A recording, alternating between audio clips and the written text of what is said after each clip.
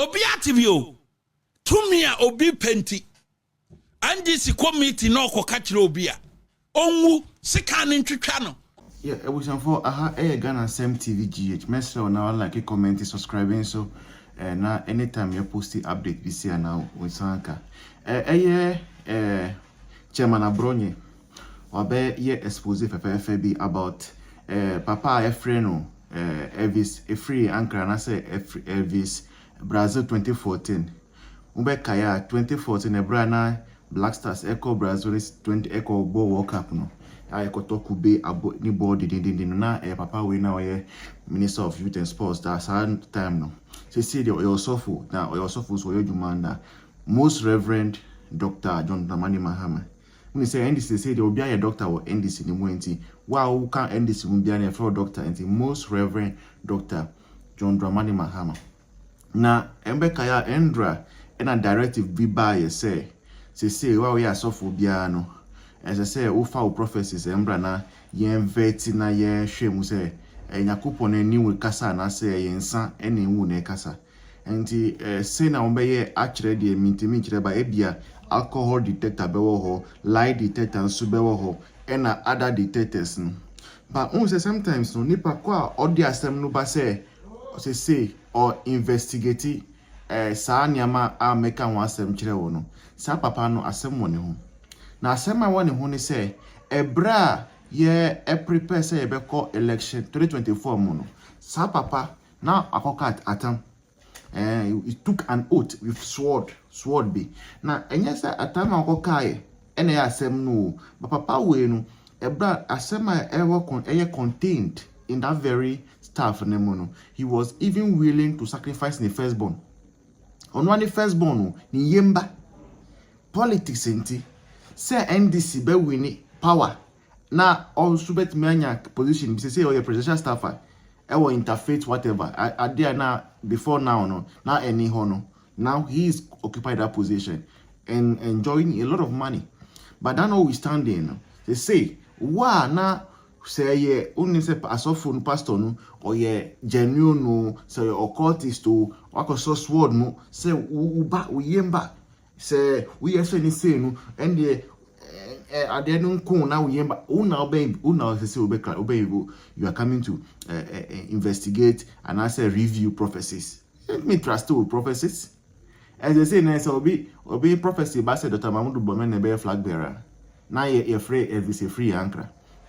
Nipa muka Bible mu na nkofo be kun oni omoni Israel kun. Then our hinu no ye the pastor the king was able to sacrifice his firstborn for them to win. And he said, Obi Koshu said, Dr. Mamudu Bomene be in 2028 election, I go catch a free ankra. Bra oye ready say, because of NDC, to be sacrificing the firstborn there. And yeah, let me be able to avert that. And to Emma be a friend, and will be a friend, you to be trusted for our prophecies. As I say in there, a prophetic review required, I can say, so as in be saying that, damn parade by and I can force a moon bill. And I yes, sir. That parade says, as say, they say, cry the say, prophecy near the Bonia, Debbie. Wow, be prophecy by bet you. Yes, sir.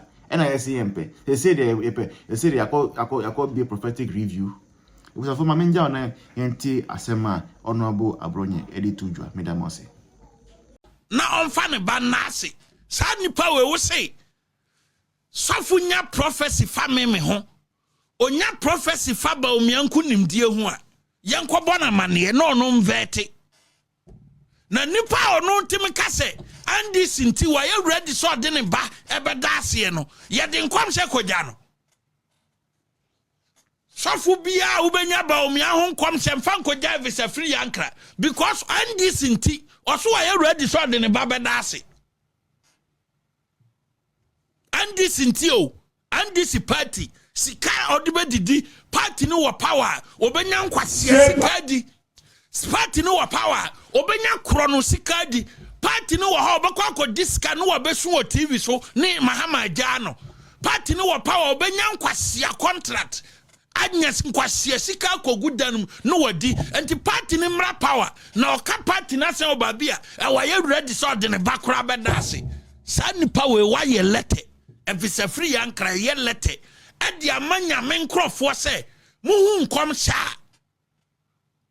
fa abronye ho a mo hu nkom se fa ampipi nkunimdie ho a yenkobo na mane no mfa sika ne entwetwa nkunimdie no mu nkete emfa nkoto sabiti afimu ne kese no ano ye nsore biem na nkunimdie prophecy fa ampipi ne de koma evisa free ankra ade na obaye obekum Ghana nantwe nyina de asesa no sa ampipi ebedi nkunim sa ampipi victory no wahu a ye ma wa nantwe 200 kokum na ya amamre na asesa no because this is the person ojina nyame fie ka ejina and this meeting ase vow aye ready so de ne ba kodase osi emfa nkom hye enkonkodja no awurade Yesu na ene Jubilee House ewo tumi won nkom hye ho because Most Reverend John Dramani Mahama ewo prophecy ho angel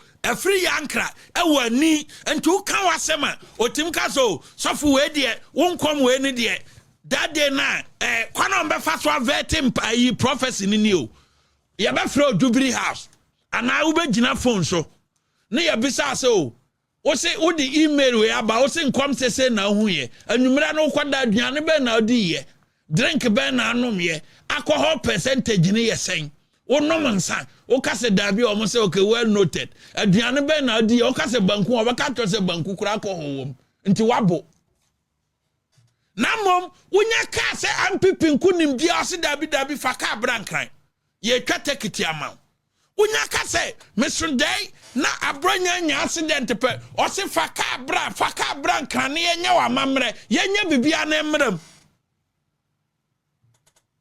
because he's ready say wosun there fa abronya ho say abronya ba benya accident ya pen ye visa free ya krekan obaka tro say bompa ye na emram na ye mpesika ma because ne oye e da di say obetima yesa nti sofofo nyame nkrofo ene nyam kopon pa aban amakofa betena ye kon no ene nkom se ba beba this Most Reverend John Mahama ne angel a free yankra ene betena so ahwehwem ansa na modi amama sore ma agro wo mani so